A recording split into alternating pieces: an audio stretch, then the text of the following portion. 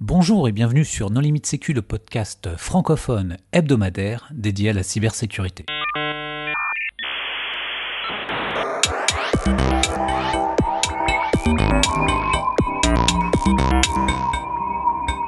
Alors aujourd'hui, nous allons parler de vulnérabilités qui sont exploitées sur certains serveurs ESXi par un groupe d'attaquants afin d'y déployer un ransomware. Cet épisode a été enregistré le mercredi 8 février et pour tenir compte des dernières évolutions, un update a été enregistré le dimanche 12 février et est disponible en fin d'épisode. Pour discuter de ce sujet, les contributeurs No Limit Sécu sont Nicolas Ruff. Bonjour. Marc-Antoine Ledieu. Bonjour. Hervé Schauer. Bonjour. Et Vladimir Collat. Bonjour. Alors, Vladimir, que s'est-il passé ? Oh là, alors attends, juste avant, comme on a un avocat dans la place, je vais juste expliquer un petit peu ce qu'est ESX, parce que au cas où, ESX c'est un hyperviseur, c'est l'un des principaux hyperviseurs avec Xen, Hyper-V, KVM, et en fait un hyperviseur, pour faire très simple, je vais pas détailler, mais c'est un logiciel qu'on installe sur un serveur physique, je parle que du type 1, pas du type 2 pour ceux qui connaissent, donc un logiciel qu'on installe sur un serveur physique et qui va permettre, entre guillemets, d'installer par-dessus des machines virtuelles, donc des systèmes d'exploitation différents, des Windows, des Linux, ce qu'on veut, et qui va virtualiser le matériel pour faire croire qu'il y a un seul matériel en dessous. Et donc ça permet, pour faire très très simple, de faire tourner plusieurs ordinateurs sur un seul matériel. Vraiment pour faire très très simple. Et donc un des gros éditeurs d'hyperviseurs, c'est VMware avec son hyperviseur ESXi, parce que ESX ça fait longtemps que ça n'existe plus. Et ce qui s'est passé, donc a priori jeudi dernier, alors jeudi, je crois que c'est jeudi 2 février, dans l'après-midi, fin de journée, de nombreux ESX ont commencé à être piratés, en tout cas à avoir des messages de demande de rançon. Et ce qui s'est passé, c'est qu'il y a donc un rançongiciel, un ransomware, qui a compromis ces hyperviseurs et qui a chiffré les machines virtuelles. Donc la question est comment, qui, pourquoi. Oui, et puis la première question, c'est quelle faille a été exploitée ? Comment ça a pu arriver ? Donc il y a deux sources très intéressantes qui sont un article de blog d'OVH et le CERT-FR, donc le bulletin du CERT-FR qui en parle. Tous deux parlent d'une vulnérabilité qui est la CVE 2021. Attends, faut que je la retrouve. 2021, 21974. Bon, à la limite, on s'en fout des détails. C'est une vulnérabilité qui date donc de 2021 et qui permet d'avoir une exécution de code à distance sur VMware, sur ESX. En fait, ça utilise un heap buffer overflow, donc un dépassement de la mémoire du tas, sur le service OpenSLP. OpenSLP, c'est un service qui est en écoute sur ESXi et qui en fait permet d'aller rechercher des services sur le réseau, comme des services d'impression et des choses comme ça. Et donc bien sûr, c'est un service qui ne doit jamais être exposé sur un réseau non sûr. Et donc malheureusement, ça tombe d'ESX avait ce service, donc c'est sur le port TCP 427, avait ce service en écoute sur Internet et malheureusement se sont fait compromettre.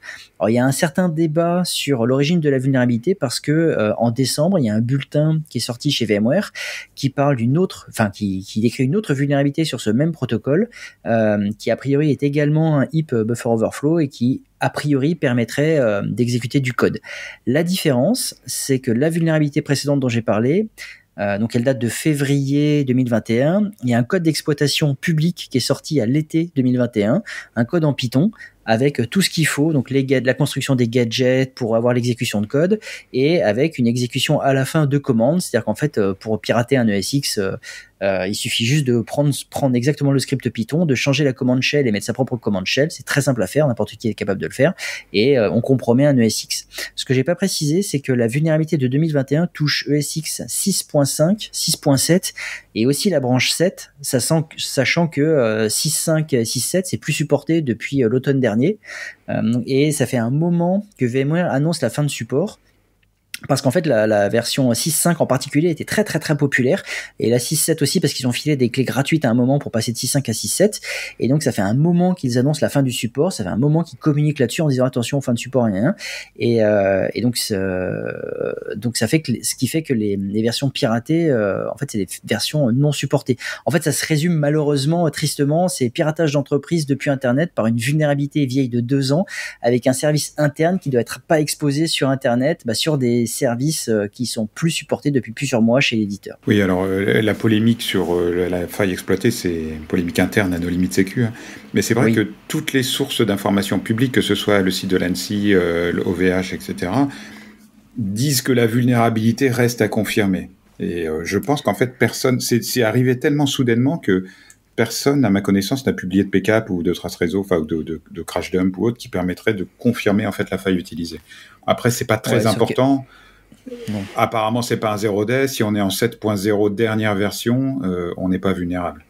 Mais il y a un petit après, à la place des attaquants, tu as le choix entre un code d'exploitation tout fait où tu as juste une ligne de commande à rajouter et devoir construire de toi-même un code d'exploitation avec tout le contournement de ASLR et créer ta propre évasion de machine virtuelle. Enfin, c'est quand même, c'est pas le même niveau de travail. T'es sûr qu'il y a de la ASLR sur ESXi parce qu'ils viennent avec c'est de la Red Hat simplifiée ou de la CentOS, je sais plus. Donc oui, j'imagine qu'il y a ASLR et qu'il y a ASLR. T'imagines, mais ça se vérifierait quand même. Ouais, à vérifier. Mais bon, donc au final, plein d'hyperviseurs ont été compromis, ont été chiffrés. Donc, quand on regarde les sources, ça dépend vraiment des sources. Quand on compare entre ONIF, Shodan, Censys, on n'a pas les mêmes résultats, mais en gros, entre 2 et 3 000 hyperviseurs ont été a priori piratés. Alors, un hyperviseur peut avoir une seule machine virtuelle ou des dizaines de machines, enfin, des dizaines. Ça dépend de l'hyperviseur, mais il peut avoir pas mal de machines virtuelles dessus. Donc ça veut dire que potentiellement de très très très nombreux sites et entreprises ont été compromises. Et est-ce qu'on sait si c'est le même groupe d'attaquants ou si c'est différents groupes ? Ah oui, a priori c'est le même script qui a été uploadé et exécuté sur les ESX. La particularité c'est que c'est un pauvre script, un simple script bash qui s'occupe d'aller lister tous les fichiers correspondant aux machines virtuelles. Il y a le téléchargement d'un exécutable qui va s'occuper de faire le chiffrement et ensuite il exécute l'exécutable sur tous les fichiers des machines virtuelles. Alors il y a deux trucs assez intéressants, c'est que premièrement le chiffrement il est fait avec un algo dont perso j'avais jamais entendu parler qui s'appelle, je sais pas comment on le prononce, Sozemanuk, qui est un algorithme de chiffrement de flux. Par opposition aux algorithmes type AES que normalement tout le monde connaît, qui sont des algos. AES c'est un algo par bloc, c'est-à-dire qu'en fait ça prend un gros bloc, ça chiffre et puis ça passe au bloc suivant. L'algorithme de chiffrement de flux, c'est ça chiffre bit par bit, octet par octet, et ça passe au suivant comme ça. C'est ce qui est utilisé dans la 3G, 4G, 5G, etc. Enfin, c'est intéressant pour vraiment des flux de données. Donc et apparemment c'est très signant parce que c'est un algo qui a déjà été utilisé par le passé par un groupe en particulier. Donc voilà, c'est le côté intéressant. L'autre côté intéressant, c'est que, alors faut détailler un tout petit peu. Donc pour ceux qui connaissent pas, quand on a une machine virtuelle, donc vu de la machine virtuelle, on voit un disque dur, mais vu de l'ESX, en fait c'est que des fichiers. Il y a un fichier qui est un point .vmx, qui contient la configuration de la machine virtuelle. Il y a un autre fichier qui s'appelle .vmdk, qui lui contient une configuration un peu plus avancée. En fait, c'est un fichier texte qui contient la configuration de l'encodage, quelques identifiants, mais surtout la configuration du disque dur. C'est-à-dire le disque dur, il commence à tel secteur, il fait telle taille, etc. Et enfin, donc il y a un fichier qui contient vraiment le disque dur en soi, qui s'appelle le nom de la machine virtuelle -flat.vmdk. Et en fait, le script bash, le ransomware, vous l'appelez comme vous voulez, a chiffré les fichiers de configuration VMX, a chiffré les fichiers de configuration VMDK, mais dans certains cas, n'a pas pu chiffrer le disque dur en soi des machines virtuelles, parce qu'en fait, soit il était déjà utilisé, soit il y avait un problème d'accès. Ce qui fait que dans certains cas, il est possible de reconstruire les fichiers de configuration et ensuite de récupérer tout simplement ces machines virtuelles. Il y a pas mal d'articles qui ont été publiés là-dessus. Il y a un article en particulier très intéressant, alors on le mettra dans les références, qui est d'ailleurs cité dans le bulletin de l'ANSSI. En fait, qui permet de reconstruire ces VM. Alors en fait, c'est un truc qui est assez connu. C'est une vieille technique en utilisant VMK FSTool pour reconstruire le fichier de configuration d'une VM. En fait, c'est quand on commence à accéder à un ESX en ligne de commande, à bidouiller ou à faire des bêtises sur les fichiers des machines virtuelles, très régulièrement on pète tout et on a besoin de reconstruire sa machine virtuelle. Donc c'est un truc qui était connu en fait des admins VMware ESXi et donc là qui est utilisé pour récupérer finalement ces machines virtuelles. Et je crois que ce qui a surpris dans cette attaque, c'est vraiment la rapidité et l'ampleur, parce que la faille était connue, personne n'avait... Je ne sais pas si les gens n'avaient pas exploité avant ou que ça avait été utilisé pour faire du vol de données, mais là c'est vraiment arrivé soudainement chez plein d'hébergeurs français ou étrangers, parce que j'ai entendu dire que le gouvernement italien était aussi dans la panade, et certains se sont fait chiffrer 2500 VM sur le même hyperviseur, parce que on peut avoir plein de VM, mais elles ne sont pas forcément démarrées en même temps. c'est les disques, c'est les points VMDK qui sont chiffrés. Donc voilà, c'est vraiment quelque chose qui a attendu 1 an et demi, et en un week-end, des milliers de machines à travers le monde se sont fait chiffrer. Donc je sais vraiment pas ce qui a déclenché en fait cet événement. A priori, il y a eu. Alors, je recommande, c'est de la pub, pas la pub déguisée, mais presque. Mais je vous recommande de suivre le Twitter de Onif, donc la solution française de scan d'internet, un peu comme un Shodan, mais en mieux. Et en fait, Onif a publié pas mal de choses sur le sujet, et en particulier le fait qu'il y avait déjà eu de la prise d'empreintes, ou en tout cas des traces d'attaque ou de préparation d'attaque depuis octobre 2022. A priori, ce seraient les mêmes attaquants, et ça aurait été a priori, encore une fois, je mets vraiment des gros guillemets, vous me voyez pas, mais c'est un podcast, mais je mets vraiment des gros guillemets, je le fais même avec les doigts là, le geste des guillemets, ça aurait été préparé à l'automne, hiver dernier. Mais on peut pas dire que ce soit bien préparé par des attaquants qui savent ce qu'ils font, vu que effectivement il est possible de récupérer ces machines, que le message est vraiment le message qui est déposé à la racine de ton serveur web, il est vraiment très très simpliste, c'est un vieux TXT. Ça donne pas un aspect de professionnalisme. Personnellement, moi je me suis dit, et si c'était quelqu'un qui envoie ça sur Internet pour chiffrer tout le monde avant que quelqu'un le fasse, quelqu'un de vraiment mal intentionné le fasse pour de bon, quoi. Est-ce que ce serait pas une sorte de vaccin d'Internet, en fait? Il y a quand même des gens qui ont perdu des choses, donc c'est un vaccin qui tue pas mal. Hein. C'était quoi le montant de la rançon? Je crois que c'était 1 bitcoin, un truc comme ça. 1 ou 2 bitcoins. 2. Moi j'ai 2. Ouais, ce qui est pas, enfin, c'est pas énorme. Et la même adresse à chaque fois, c'est la même adresse. Ouais. Ce qui serait intéressant, c'est de voir combien ont été versés sur cette adresse. J'ai vu que, soi-disant, la France était le premier pays touché devant les grands pays comme les États-Unis. D'après vous, c'est pourquoi la France, c'est le premier pays qui est touché par la vulnérabilité? Je pense que chez nous, il y a aussi plein de gens qui ont un certain niveau, certaines compétences et qui bidouillent et qui aiment bien monter leurs propres ESX. Ce qui fait qu'à mon avis, il y a beaucoup plus. C'est une supposition, mais je pense qu'il y a quand même beaucoup plus de ESX en France qu'ailleurs. Malheureusement, des vieux ESX pas à jour. De toute façon, qui ne pouvaient pas l'être puisque c'était plus supporté. Alors clairement, on ne sait pas pourquoi, mais il y a quand même plusieurs hypothèses. Un, c'est qu'en France, il y a plein d'assauts loi 1901 aussi, parce que tous ces gens qui se sont fait chiffrer, c'est pas forcément, dans la majorité, c'est pas des grosses entreprises. Et puis qu'on aime bien les trucs gratuits, donc effectivement, voilà, les gens peuvent avoir des clés VMware assez facilement. Quand tu es une association, tu peux les récupérer pour pas cher. Donc du coup, je pense que ça peut contribuer à expliquer, mais. Et puis ça dépend aussi de la méthodologie des attaquants, qui ont décidé de commencer par un point. Après, quand tu regardes tu prends des cartes Shodan, tu vois qu'il y a quand même beaucoup de SX, en dehors de ceux qui ont été piratés, il y a quand même beaucoup de SX de ces versions-là qui sont en France. Alors peut-être, en France, on n'applique pas les correctifs de sécurité, moins qu'ailleurs? Alors c'est différent. Là, déjà, il n'y avait plus de correctifs parce que les versions n'étaient plus supportées. Et après, le problème, c'est que VMware, c'est marrant, j'ai eu une discussion pareil ce midi avec un collègue, qui a un pote qui a déployé du Kubernetes, alors que dans leur boîte, ils sont 2. VMware, c'est quand même compliqué, il faut le maintenir, ça demande un certain niveau de compétence, ça marche pas tout seul, quoi. C'est une grosse parenthèse, mais c'est pareil pour du Kubernetes. Si t'es 2, c'est compliqué à gérer un Kubernetes, ça demande vraiment beaucoup de compétences. Donc ces outils paraissent intéressants et simples à l'usage, mais dans les faits, c'est très consommateur. Alors, moi, j'ai posé la question autrement. Est-ce que c'est professionnel, quand on est un RSSI ou quand on est en entreprise, d'utiliser une version d'un logiciel qui peut présenter des vulnes, comme tous, ok, mais est-ce que c'est professionnel que d'avoir des versions qui sont plus supportées? Regardez le temps que vous passez à nous expliquer les supports de Windows, serveur, machin. On voit que c'est un truc qui vous préoccupe beaucoup. Alors, les mêmes qui utilisent des trucs qui sont plus supportés par l'éditeur, c'est pro ça ou c'est pas pro? C'est moyennement pro. Alors après, normalement, un hyperviseur, t'es pas censé l'atteindre comme ça. On le dit, on le répète à chaque fois, déjà, on n'expose pas un portail d'administration de ce genre d'outils sur Internet. On n'expose pas des ports de services de ce type de solution sur Internet. Donc normalement, un hyperviseur, c'est cloisonné, ce qui fait que la criticité d'une vulnérabilité sur un hyperviseur, quand tu héberges des VM qui sont à toi avec du code qui est à toi, pas quand tu fais de l'hébergement pour d'autres, la criticité elle est quand même moindre parce que tu maîtrises théoriquement tout. C'est-à-dire que pour te compromettre, en théorie, il faut avoir une vulnérabilité pour exécuter du code sur une de tes VM, il faut faire de l'élévation de privilèges et ensuite il faut avoir une vuln qui permet de faire une évasion de la machine virtuelle ou alors un truc réseau qui va taper sur un service réseau de l'ESX mais normalement qui est pas joignable depuis VM.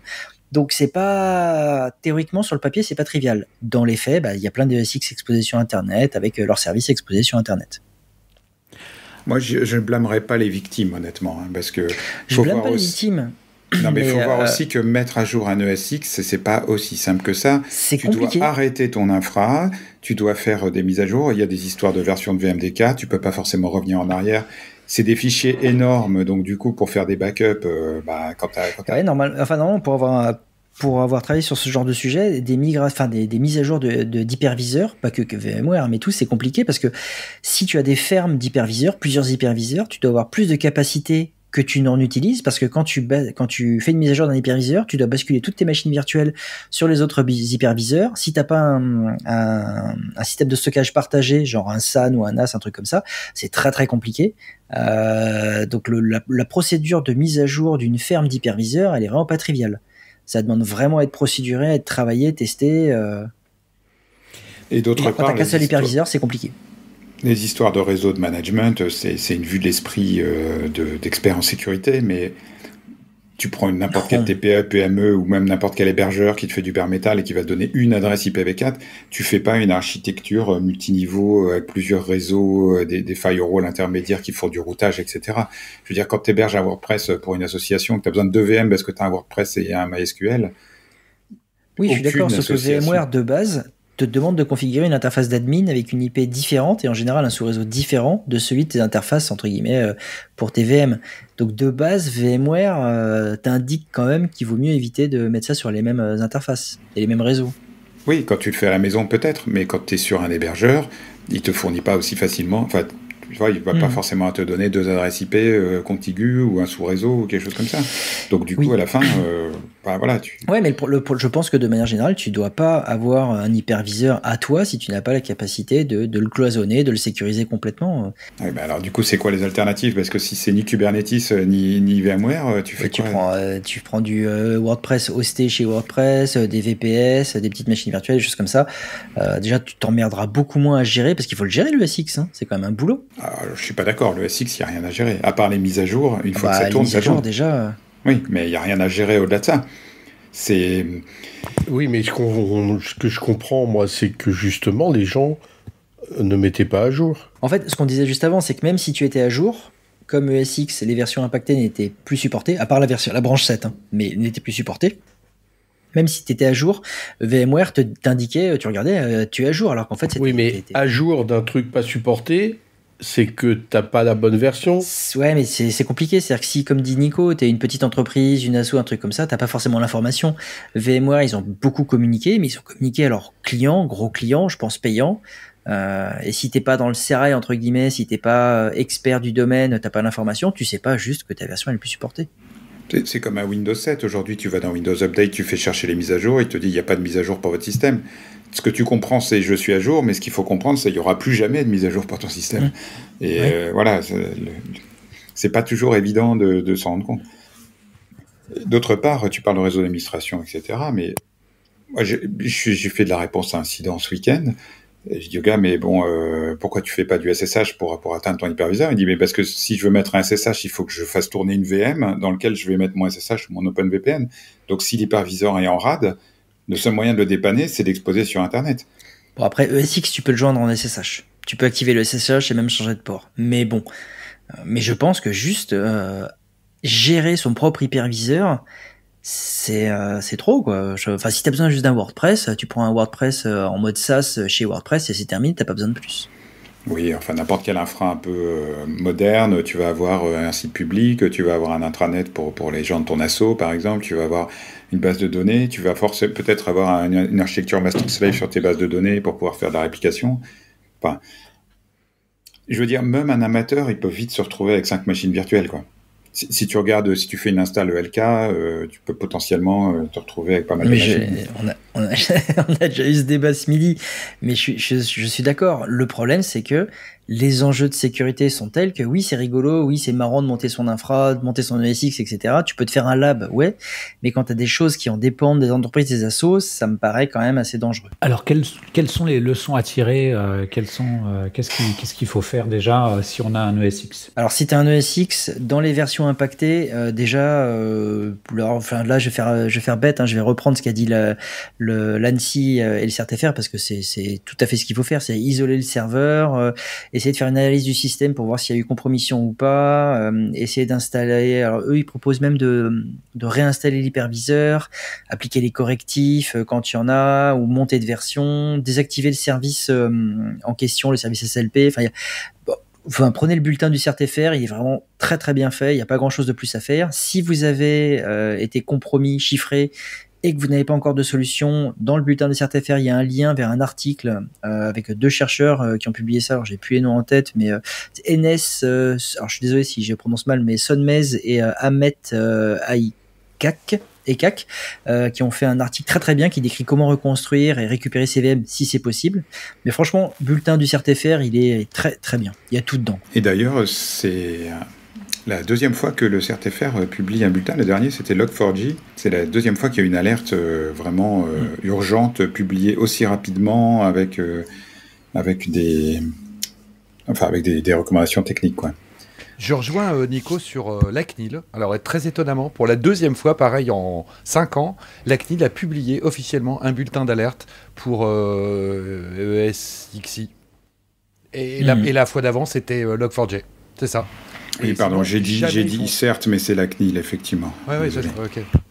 Puis sinon, au-delà de ça, les recommandations classiques, c'est avoir des sauvegardes régulières ailleurs, faire du cloisonnement, ne pas avoir de port d'admin, d'interface d'admin exposée sur Internet, enfin les classiques, quoi. Est-ce que tu peux faire du virtual patching sur des ESX ? Je ne crois pas. Je vois pas comment. À partir du moment où tu peux installer des choses sur un ESX, t'en parlais tout à l'heure, tu peux éventuellement installer un agent qui... Ça me paraît compliqué parce que le ESX, quand tu l'installes, c'est vraiment, pour faire simple, c'est plus une Red Hat, mais on va dire c'est une Red Hat sur laquelle il y a des services, et donc la Red Hat, elle est directement accessible sur l'interface d'admin. Si tu l'as mis sur le même réseau que toutes les autres interfaces, elle est exposée sur Internet. Donc le SSH, quand tu l'actives, il n'est pas activé par défaut. Mais quand tu l'actives, il est totalement exposé. Tu peux changer le port, mais tu as une espèce de firewall que tu peux configurer à partir de l'interface. Mais virtual patching, non, il faut mettre quelque chose devant. Ou alors il faut mettre une VM qui va faire du routage devant. Enfin, c'est pas. À partir du moment où tu peux installer un RPM, tu peux éventuellement faire. Ouais, c'est une version c'est une version réduite, simplifiée de Red Hat. Donc, je sais pas s'il y a tout. Tu vois, par exemple, il n'y a pas ID. La commande ID, elle n'existe pas. Il y a plein de commandes comme ça et de trucs qui n'existent pas parce que c'est vraiment minimaliste, parce que ça n'a pas besoin de faire plus. Et puis là, le virtual patching, c'est pas accessible à une association ou un gars qui gère son ESX. Non mais. Sauf si ça te propose, si on te propose un RPM qui règle le problème, ça peut être une solution, mais bon, pas dans l'idéal. Il n'y a pas de virtual patching en open source, non ? C'est que des produits commerciaux qui sont. Enfin bon, ne pas exposer de services d'administration sur Internet, c'est déjà la base. Et puis suivre les correctifs, les déployer, etc. Tout ce qui est décrit dans le guide d'hygiène de l'ANSI. Comme mentionné en introduction, voici le complément d'information enregistré le dimanche 12 février 2023. Bonjour à nouveau, et alors voici un petit complément, car le défaut de traiter un sujet d'actualité récent, très récent, c'est que la situation peut rapidement évoluer, et c'est le cas. Donc après la première vague modérément grave qui a été présentée durant cet épisode, une seconde vague d'attaques a été détectée, chiffrant beaucoup plus de fichiers des machines virtuelles, et surtout rendant inopérantes toutes les techniques qui ont été présentées, qui permettaient de récupérer les machines virtuelles.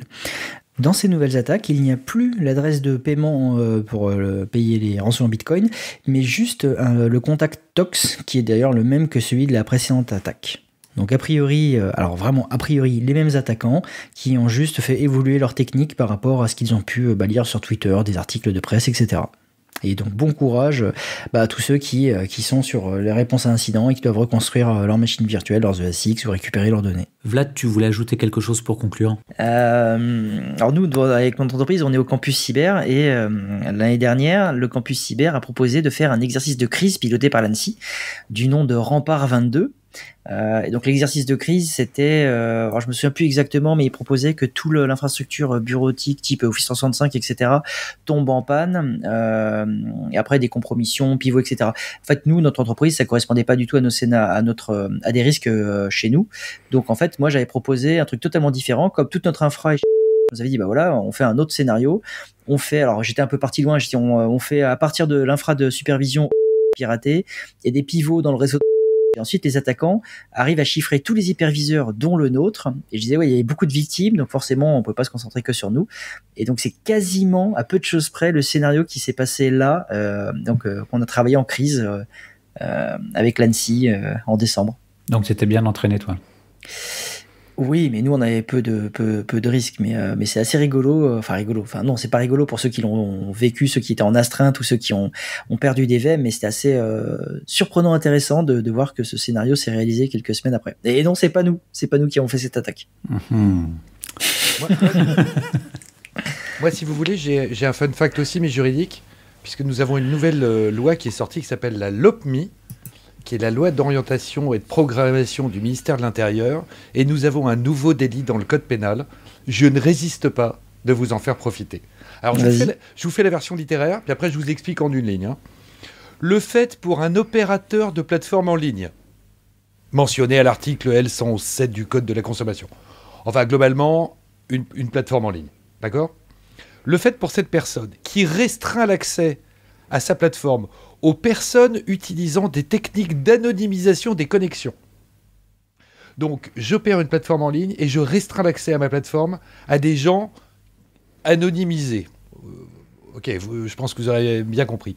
Et celui qui fait ça et qui permet sciemment la cession de produits, de contenus ou de services dont la cession, l'offre, l'acquisition ou la détention sont manifestement illicites, il risque 5 ans de prison. Donc on n'a pas le droit de faire un truc illégal, c'est ça ? En fait, c'est ça. L'article dit, si vous vendez en ligne à des anonymes des trucs interdits, c'est interdit.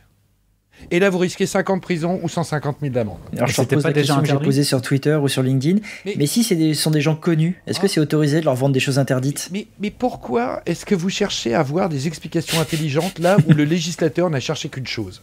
C'est qu'en droit pénal, les interdictions sont strictes. Donc, si on dit par exemple, tu n'as pas le droit de vendre en ligne, mais si on n'a pas dit que les complices ils risquaient la même peine, ça ne marche pas.